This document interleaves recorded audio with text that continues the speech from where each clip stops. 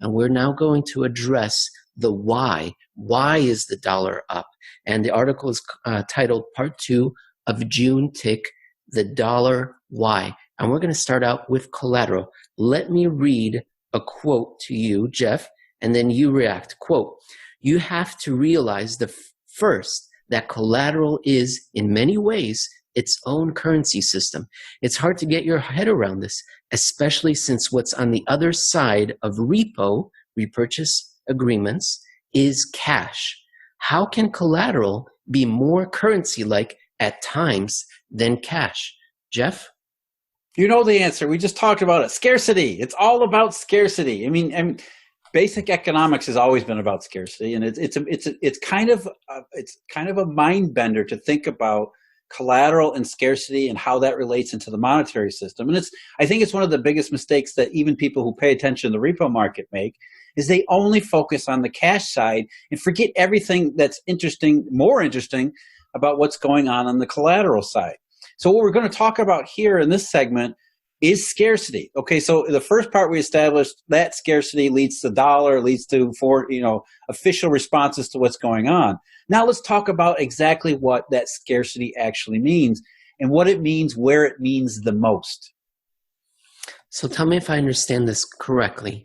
Collateral is currency-like, but not for you and I, Jeff, and likely not for most of our audience, but it is currency-like for financial institutions that create modern money, which is credit. Do I have my head around that? Yeah, it is, and it's because the collateral sounds straightforward, right? We're already into what is kind of like a dissonance, because collateral is supposed to be like a one-for-one thing. It's something solid. You pledge it, somebody gives you cash. It's collateral for a loan, and how could it be used in different ways or different times? And it's really kind of something it's difficult for people to process, because that's not how it works in the financial system, especially the global financial system. The collateral is a living, breathing animal. This global collateral pool, it expands and it contracts, and it does all of these weird things to expand and when it contracts. And when you understand what those things are and how they actually involve all these different pieces, then it starts to make sense about what we're talking about scarcity, because collateral is the lifeblood of the repo market, and the repo market is basically the center of the global dollar, therefore the global financial world. The repo market is how financial institutions fund themselves. Tell me if I'm wrong, but if not, I'm going to quote you here. Quote, "You'd think that would mean," and you're talking about collateral, "that someone creates more collateral. But that's not really how it works or where it comes from." Now, Jeff, on Twitter and in the YouTube comments section, whenever people ask me about it, the way I explain collateral, where it comes from, like where the real self-sustaining collateral comes from, is from private enterprises, from businesses, is from people taking plants, property and equipment, raw materials, organization, consulting, and transforming that into something worthwhile, something productive that helps society move forward, something profitable. They turn those inert pieces with know-how into collateral that they can then put up as collateral for more funding from the banking system. I believe that's where real, ultimate collateral comes from. But you're saying here, no, not exactly, or at least that's separate, and we're talking about financial collateral. So where does financial collateral come from? No, you've got it exactly right. What you were talking about is actual collateral. What we're talking about is quote unquote collateral. Financial stuff, more scare quotes. And why I use scare quotes all the time is because these are fuzzy notions of something that kind of resembles a real world activity. It's really about financial instruments and financial securities, and we can get into a long, involved discussion about the history, about all the various court cases that establish who owns what and who does what under a repurchase agreement. Why the hell do they call it a repurchase agreement to begin with? All of these interesting things that setting aside the details and just looking at it from above, you start to realize that this is a fuzzy world. It's like almost going from Newtonian physics into quantum physics. We're going into a world where things seem to be very different than what it says in the textbook, or even just intuition that you just talked about. It's collateral is, we all believe collateral is a solid thing. It's a various, it's a very tangible thing. It's a very tangible idea. But this repo market collateral is the exact opposite. It's very intangible. It's very fuzzy. It's very fluid and dynamic, which is why the repo market grew from the 1960s forward into this centerpiece, this backbone, spine of the entire global system, because it was fluid and dynamic, and because collateral was treated like some kind of weird substance that could be molded and blended and folded and whatever we needed it to do. Okay, we're going to now talk about globally synchronized growth and how collateral creation started to reappear again, because collateral creation was taking place before the great financial crisis. Whew! Oh my gosh, it was a mania of financial collateral creation, backed up by the real economy as well. And then it obviously stopped as everything hit a terrible bottleneck and things broke down. But recently it came back, and it was being provided by money dealers. Now, we've all heard the word money dealers, and I know what a car dealer is. I know what a card dealer is whenever I go to Casino Royale. But what is a money dealer? If you can give a real life example or just a theoretical explanation of what they do, and then tell us, what do they start doing during globally synchronized growth? Well, it gets back to the banking system has evolved along different lines, and we're talking about not just depository institutions, but also wholesale banking. Wholesale banking is the exchange, this interbank market where we have these specific institutions that perform activities which essentially redistribute, sometimes create, sometimes redistribute funds all throughout the system based upon where demand is high, and therefore we need to meet it with supply. So they're essentially what we all think of, I think, of as central banks.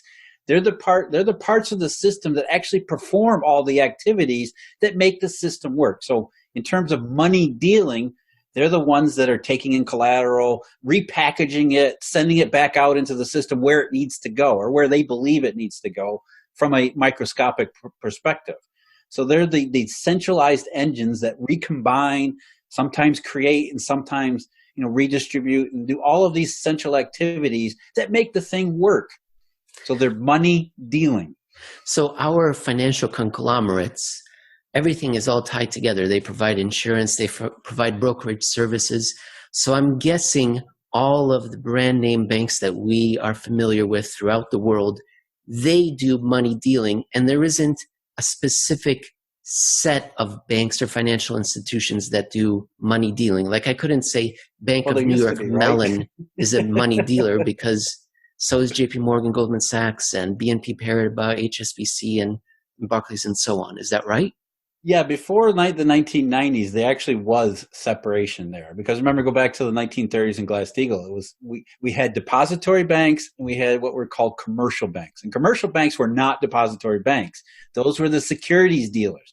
Those were doing the things that we're talking about, these wholesale things, repo, all of these other instruments that are, they're vital to how the system actually works. We need securities dealers just like we need depositories.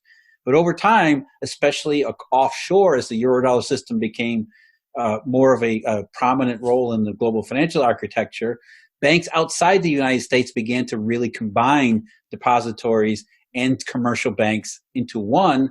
And the U.S. was actually at the end of that process when Glass-Steagall was repealed back in the late 1990s, because U.S. banks were complaining that they needed to catch up to what everybody else had already done.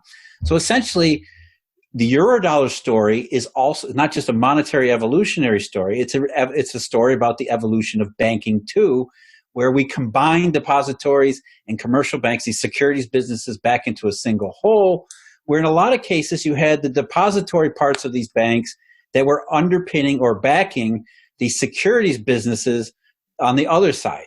And so it made a very powerful instrument that allowed the system to get way out of hand, to get way out of control, because you had what people believed was a solid depository foundation for what were really, in some places, insanely stupid ideas.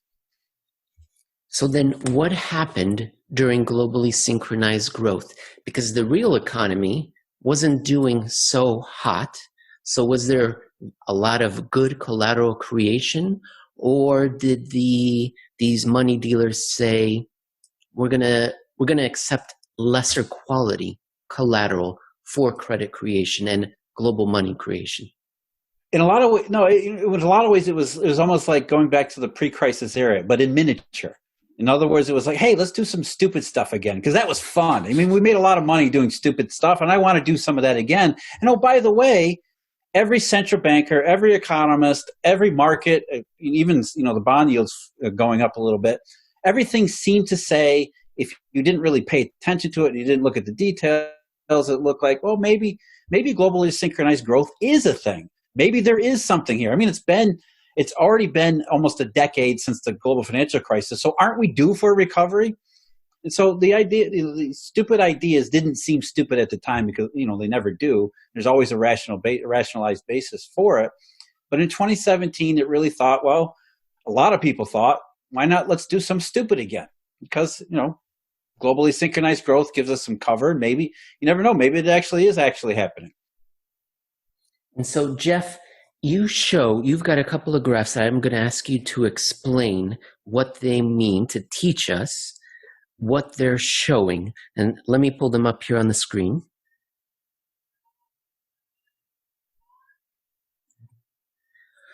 So this first one, what is this one saying took place? Both, I see a couple of surges, and I think that's what you were just saying, doing stupid stuff. In that middle section between 2008, 2009, and globally synchronized growth, let's say 2017, there wasn't a big increase in what you have labeled as other ST neg sex. What does that all mean?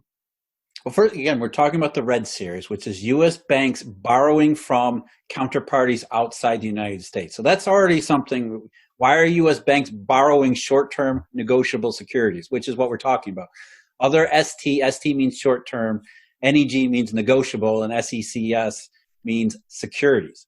So these are other short-term negotiable securities, which means they're not mortgage bonds, they're not U.S. Treasuries, they're not any kind of identified thing. And what we know that they are is mostly, especially since 2016, 2017, these are CLOs. In other words, corporate forms of securitized junk.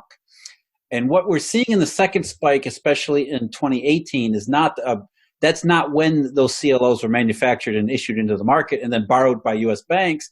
That's when the tick data finally caught up with what had been taking place for years before then, because that was a dislocation in the data. And the Treasury Department even said so. They said, we've gone back and looked at the CLO parts of the market, and what we found out is that there was a hell of a lot more of them than we ever thought there were. But rather than redo the series, they just 1 month it was X, and then the next month it was a much higher number. So they basically said, yeah, there's a hell of a lot of CLOs that have shown up on the books, or somewhere in the system, across the global banking system, in the hands, borrowed by U.S. banks, right around the time of globally synchronized growth, 2016, 2017. Tick data finally picked it up in 2018. Okay, let's move down one more graph. Two more graphs here, pretty important. What are these two graphs showing, Jeff? Let's start with the first one. Let's go back. Before we get to these two, we have to back up a little bit and go back to the CLOs, because the CLOs, how are they being funded? We have to think about it's not like, you just walk into a store and you buy a CLO and you hand over cash for it. That's not how the financial system works. The financial system works as, the repo market. You fund positions, funding leverage everywhere you can factually find it. So we have to assume that because there's a lot of CLOs entering the marketplace, and also what we know about the repo market expanding at the same time, it's a very reasonable assumption that a lot of these CLOs were some way, in some fashion, being funded in the repo market. And that's what I've been talking about and writing about for a couple of years, ever since this stuff was going on. What I was talking about is the potential bottleneck. Because if you understood what actually happened in 2008 with subprime mortgages and how that infected the collateral system, what there is this potential for, this bottleneck, is where you're funding these risky positions in a repo market that may not want to fund those risky positions forever. And if it comes a time when these risky positions, junk CLOs, for example, are no longer usable in repo, it leads to all sorts of bad things. So we see a lot of CLOs. We see the rise in the Repo market. We see some data that tells us there's a multiplier effect going on. We see a big jump in securities lending. All of these things are telling us that there's a lot of junk entering the repo collateral parts as the repo collateral pool is expanding in 2017, which is, by the way, that's where globally synchronized growth actually came from. The monetary scarcity from Eurodollar 3 and before was alleviated temporarily by a rebound, a reflation as we called it. But within that lay this potential for another collateral problem because there was so much junk entering the system and the way it was entering the repo market system. So that's what this first tick data tells us, confirms what we believe, that there's a lot of junk that had entered under globally synchronized growth and that had gotten repackaged and repurposed and redistributed and all the things that money dealers do that have made the repo market potentially susceptible to a reverse, the bottleneck, which is what we've been talking about for years. And then what do we see in this next graph when we see a surge in short-term Treasury securities? Two surges. Well, that's the after effect. That's confirmation that, yeah, there was a bottleneck. And we know exactly when it happened. It did happen finally in March of 2020. As I've showed before, and we've talked about that before, you could match up the worst days in the stock market with what was going on in the Treasury bill market. In the early morning, as repo trades were being unwound from the previous day, and dealers were, all sorts of financial participants were finding that the junk that they had been previously using as collateral in the repo markets was no longer negotiable in the terms that they wanted. It led them to scramble for the most pristine of pristine collateral, which were short-term Treasury securities, which we otherwise know as T-bills. So T-bill yields absolutely tanked. I mean, they would drop below zero, and some parts in the mornings during those worst fire sale days in March, you would find T-bill yields as low as minus 20 basis points. There was so much demand for it. And at the same time, by the way, that's when all of the heavy selling took place in stocks and all sorts of commodity markets and everywhere around the world. So we see the after effects of junk collateral hitting the bottleneck and pushing and hurting everybody into the best collateral, which is Treasury bills. And what this tick data shows us is, again, remember, these are U.S. banks borrowing short-term Treasury securities from the overseas markets, which is an act of desperation. And we've only seen this kind of desperation once before, and that was in the global financial crisis the first time. So the tick data is, again, confirming what we're seeing in all of these other parts of not just the tick data, but all these other pieces of information that tell us what's really going on in the shadows. Scarcity. Jeff, this report is from the end of June. We're 2 months after the fact, but still, nevertheless, does the June data show any sort of alleviation of pressure through June that would imply that the scarcity is behind us? No, and I think that was the major point I was trying to make, was like, look, we've got June data, and it's not 2 months, it's 3 months, right? 3.5 months into Jay Powell's presumed flood of all of this money printing that's been going on, and yet we're still seeing U.S. banks borrowing, not just from foreign counterparties, it's other. We don't even know who these people are. Where are these treasuries coming from? Where are these T-bills coming from? Because they're all bills. It's an idea. It's evidence. It's confirmation that no, scarcity has not been relieved. And then, okay, that fits into the story we just told about China. The fact that dollars are not flowing into China, which then fits into why the U.S. dollar index against especially emerging markets remains as high as it is, which gets back to this whole complete picture of central banks not being what everybody thinks they are, and this very complicated, utterly complex, dizzying, confusing global dollar system that from a very high level actually is pretty simple. Scarcity. Jeff Snyder, you can find him on Twitter at JeffSnyder_AIP. You can find me at Emil Kalinowski.